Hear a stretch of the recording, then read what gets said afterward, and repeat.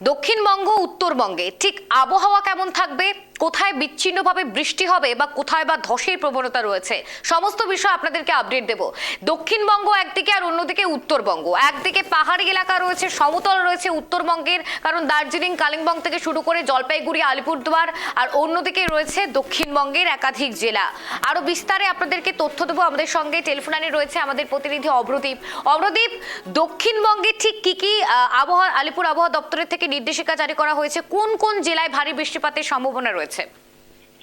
একদমই দেখো, বঙ্গোপসাগরে তৈরি হওয়া নতুন করে নিম্নচাপের প্রভাবে ফের সক্রিয় হয়ে উঠেছে দক্ষিণ এবং পশ্চিম মৌসুমী বায়ু, যার জেরে রবিবার অর্থাৎ আজকে থেকে পশ্চিমবঙ্গের একাধিক জেলায় ভারী বৃষ্টির দাপট বাড়ার পূর্বাভাস দিয়েছে আলিপুর আবহাওয়া দপ্তর। বিশেষ করে দক্ষিণবঙ্গের বিভিন্ন জেলা বজ্রবিদ্যুৎ সহ ভারী বৃষ্টিপাতের সম্ভাবনা রয়েছে। কলকাতা ও সংলগ্ন এলাকাতেও দিনভর আকাশ মেঘলা থাকার পাশাপাশি দফায় দফায় বৃষ্টি হতে পারে। আলিপুর আবহাওয়া দপ্তরের পূর্বাভাস অনুযায়ী গাঙ্গেয় পশ্চিমবঙ্গের ওপর মৌসুমী অক্ষরেখা ও বঙ্গোপসাগরে নিম্নচাপের প্রভাবে আগামী কয়েকদিন আবহাওয়া অস্থির থাকতে পারে। কোথাও কোথাও হালকা থেকে মাঝারি বৃষ্টিপাতের সম্ভাবনা রয়েছে।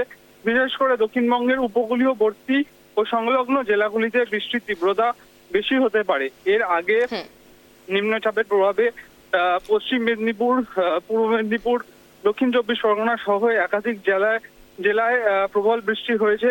পূর্ব মেদিনীপুরে দুর্গাচকে একদিনে 240 মিলিমিটার বৃষ্টিপাত হওয়ারও খবর পাওয়া গিয়েছিল। কাঁথি, ক্যানিং ও সাগরে ভারী থেকে অতি ভারী বৃষ্টিপাত হওয়ার সম্ভাবনা রয়েছে। ফলে নিচু এলাকায় জলমগ্ন হওয়ারও সম্ভাবনা দেখা যাচ্ছে। কলকাতাতেও বৃষ্টিপাতের সম্ভাবনা রয়েছে। বিশেষ করে দুপুরের পর বজ্রবিদ্যুৎ সহ ভারী বৃষ্টিপাতের সম্ভাবনা রয়েছে। বৃষ্টির সঙ্গে দমকা হাওয়া বইতে পারে।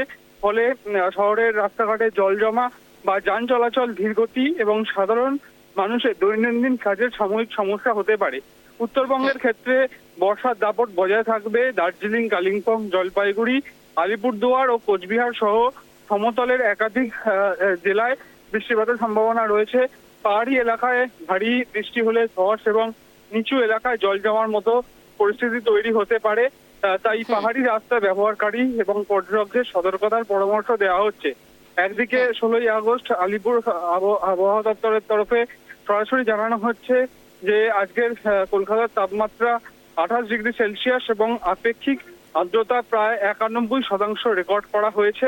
এবং আলিপুর দপ্তরের পূর্বাভাস অনুযায়ী আগামী কয়েকদিন রাজ্যে বর্ষার প্রভাব পুরোপুরি কাটছে না। ফলে একদিকে যেমন তাপমাত্রার অস্বস্তি কিছুটা কমতে পারে, অন্যদিকে টানা বৃষ্টির কারণে জলমগ্নতা এবং যানজটের সমস্যাও বাড়তে পারে। তার পাশাপাশি বৃষ্টিপাত সহ বজ্রবিদ্যুৎ সহ বৃষ্টির চলাকালীন সাধারণ মানুষকে খোলা জায়গায় না থাকার পরামর্শ দেওয়া হচ্ছে। অতি প্রয়োজন ছাড়া জলমগ্ন রাস্তা দিয়ে যাতায়াত না করা এবং আবহাওয়া দপ্তরের পরবর্তী সতর্কতার জন্য পরামর্শ দেওয়া হচ্ছে। বেশ, ধন্যবাদ অভ্রদীপ।